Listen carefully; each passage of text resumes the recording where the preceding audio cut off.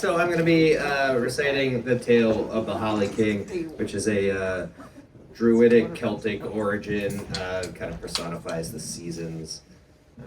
So there's a couple different renditions of it that change details, so I wrote my own short version, and it goes as follows. I'm going to take off my mask. Gasp. Once, many years ago, there was a beautiful mother whose son was destined to be king. Yet she bore two twin boys as different as night and day. One was lively and full of warmth from his very first breath.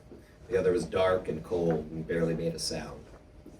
As they grew, these boys sought in every way to outdo one another, yet they found time and again that they were evenly matched. When they matured, they were both tall and strong, though one's face was hardy and full of vigor and joy, while the other's was grizzled and brooding and masked by long white hair. They could not share the throne, and thus they fought. The lively one, dressed all in green, called himself the Oak King, and he took the throne on Yule, the shortest day of the year. And though he remained at war with his brother throughout his reign, under him the buds and shoots started bringing new life into the world. He encouraged the sun to bathe his kingdom with warmth and light, and give the robins whom he loved reason to sing. Each day, as the Oak King's subjects flourished, the battle with his brother raged on. Time and again, the Oak King held his crown until Astara, when the sun and moon found balance. On this vernal equinox, his power began to wane, and each day his brother came closer and closer to gaining the upper hand. Then on Letha, the longest day of the year, when the Oak King was at the height of his power, his mirthless brother slit his throat and tore the crown from his head. He declared himself the Holly King.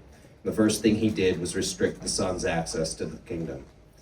The blood of his defeated brother so deeply soaked the ground that soon even the forest began to turn red. Though they were ever at each other's throats, the Holly King joined the leaves in mourning his brother, and he wrapped himself in blood-red robes.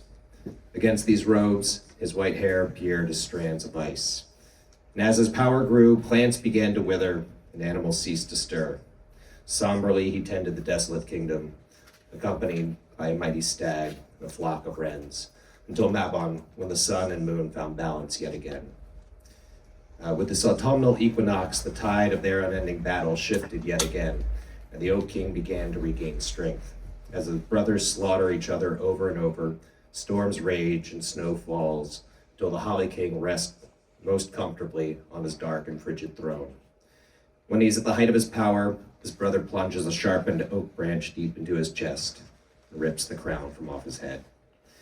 As these two mighty beings will forever chase a single crown, so too will the seasons cycle, as they have for many years past, and forevermore to come.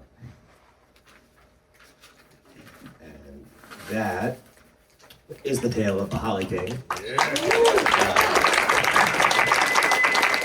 And I don't want to take up too much time, but I did also write a poem that has 3 parts and starts out as the Holly King and goes as follows.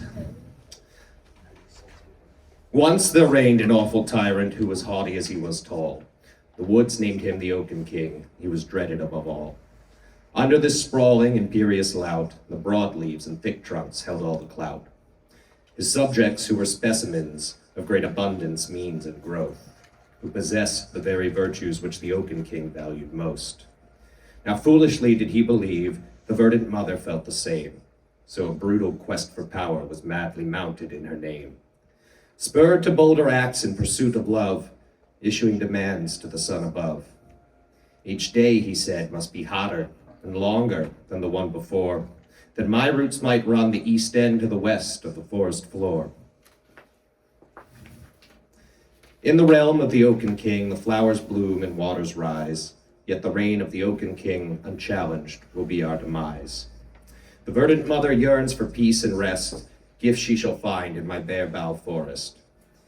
In the realm of the Holly King, flora and fauna shall slumber. Hark the reign of the Holly King, and the broadleaves alter number. My dauntless sons, I love you both, the vexed verdant mother cried. Find balance through your differences, cast animosity aside. Let oak and holly share the leafy crown. Relieve your kin when ruling wears them down. Keep always deepest in your hearts compassion for one another. This is my solemn wish for you as your woeful verdant mother. A plea that falls upon deaf ears, the quarrel would never be quelled. When it seemed the sun would not set, the Holly King's resentment swelled. Forging a pact with the moon in the sky, Holly resolved that the old king must die. So he marshaled the frigid winds, set his sights on the woodland crown. With all his limbs he took up arms and coldly cut his brother down. The days grew short, the nights grew cold. The old proud oak king had fallen.